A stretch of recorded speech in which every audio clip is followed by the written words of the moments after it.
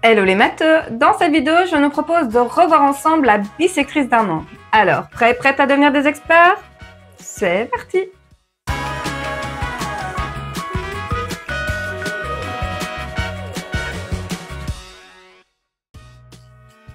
Bienvenue dans cette nouvelle vidéo de Math Expert. Aujourd'hui, nous allons nous attaquer à la bisectrice d'un angle et nous lui laisserons aucune chance de nous échapper.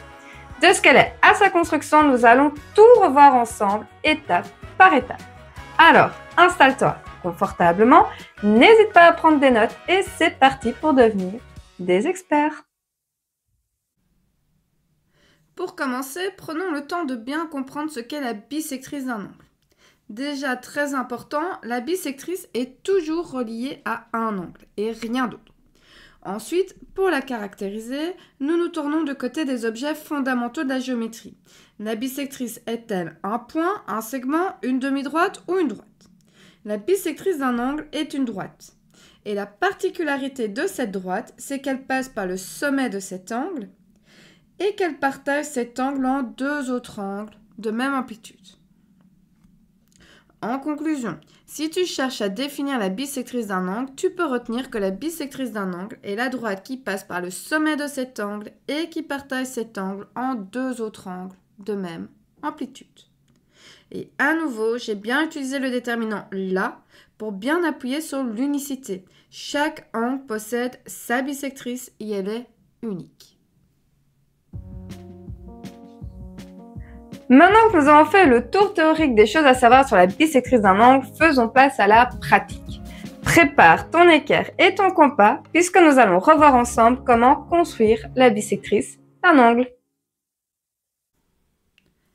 La bisectrice d'un angle peut se construire de deux façons différentes. Soit on prend notre rapporteur, ce qui demandera donc de mesurer l'amplitude de l'angle et de diviser cette amplitude par 2, ou alors nous pouvons prendre notre compas et là il n'y a aucune mesure à prendre. De toute façon, nous allons revoir ensemble les deux constructions. Première construction, je prends donc mon équerre qui est muni d'un rapporteur et ce que je vais faire, c'est que je vais placer correctement cet équerre de telle sorte à pouvoir lire l'amplitude de l'angle A.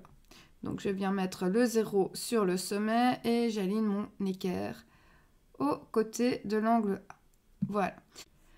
Ce que je peux observer, c'est que l'angle A mesure 80 degrés. Donc je divise ces 80 degrés en deux, 40 degrés, et je vais aller chercher les 40 degrés pour aller y mettre un petit point. Ensuite, il me suffit simplement de relier ce point avec le sommet de l'angle, en traçant une droite. Hop, et voilà. Je retire l'équerre, j'en ai plus besoin, et voilà, j'ai tracé la bisectrice de l'angle A. Attention que la bisectrice est une droite, donc donnez bien, en traçant cette bisectrice, donnez vraiment bien cette illusion de droite. On doit vraiment avoir cette impression d'infini des deux côtés. La deuxième construction se réalise avec le compas. Je viens mettre la pointe sèche du compas sur le sommet de l'angle et je choisis un rayon qui n'est pas trop petit, pas trop grand, un rayon qui rend facile la manipulation du compas.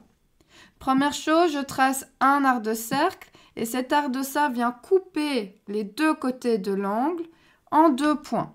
Un premier point d'intersection, un deuxième point d'intersection. Je vais piquer sur la première intersection, voilà la pointe sèche sur ce premier point. Attention que le rayon du compas, je ne dois plus y toucher à partir de maintenant et je trace un arc de cercle.